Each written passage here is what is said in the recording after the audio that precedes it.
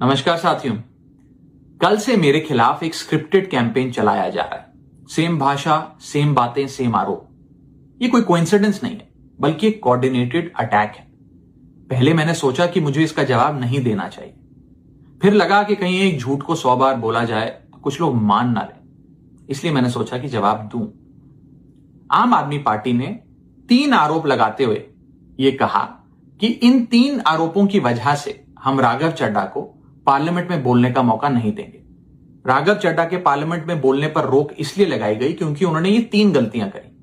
मैं एक एक करके इन तीनों पर आपसे बात करना चाहूंगा। पहला आरोप कि जब ऑपोजिशन पार्लियामेंट से वॉकआउट करता है, सदन से वॉकआउट करता है, तो राघव चड्ढा वहीं बैठे रहते हैं, वो वॉकआउट नहीं करते। यह सरासर झूठ है, सफेद झूठ। मैं चुनौती देता हूं, एक इंस्टेंस, एक दिन ऐसा बताइए जब ऑपोजिशन ने वॉकआउट किया हो और मैंने उनका साथ ना दिया हो, मैं साथ में वॉकआउट नहीं किया हो। और पार्लियामेंट में तो हर जगह सीसीटीवी कैमरा है।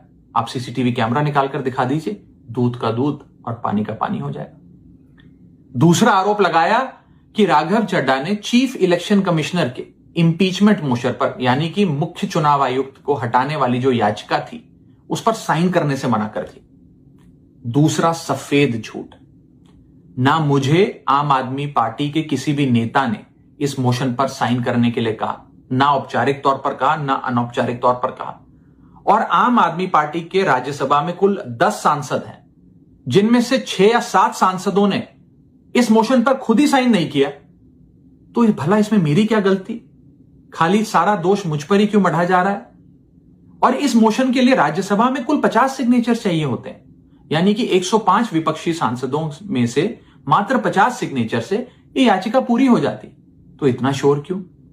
और तीसरा आरोप जो मुझ पर लगाया गया वो ये था कि राघव चड्ढा डर गए हैं और इसलिए वो बेकार मुद्दे उठाते हैं। पहली बात मैं बता दूं कि मैं पार्लियामेंट में शोर मचाने, चीखने, चिल्लाने, माइक तोड़ने या गाली देने नहीं गया। मैं वहां पर जनता के मुद्दे उठाने गया हूं, लोगों की बात करने गया हूं। और मैंने कौन सा मुद्दा नहीं उठाया? मैंने जीएसटी से लेकर इनकम टैक्स की बात करी, पंजाब के पानी से लेकर दिल्ली की हवा का मुद्दा उठाया, हमारे सरकारी स्कूलों की हालत से लेकर कैसे पब्लिक हेल्थ केयर इंस्टीट्यूशंस को मजबूत किया जाए, इंडियन रेलवेज में जो पैसेंजर्स ट्रैवल करते हैं उनकी समस्याएं रखी, यहां तक कि मेंस्ट्रुअल हेल्थ, एक ऐसा मुद्दा जिसके बारे में लोग बात करने से कतराते हैं, वो बातें तक रखी। बेरोजगारी से लेकर महंगाई तक तमाम मुद्दे उठाए। आप मेरे 4 साल का पार्लियामेंट का ट्रैक रिकॉर्ड उठाकर देख लीजिए। और मैं पार्लियामेंट में इंपैक्ट क्रिएट करने गया हूं, मैं पार्लियामेंट में रकस क्रिएट करने नहीं गया। ये टैक्स पेयर के पैसे से जो पार्लियामेंट चलती है, उस टैक्स पेयर के मुद्दे उठाने में पार्लियामेंट में गया हूं।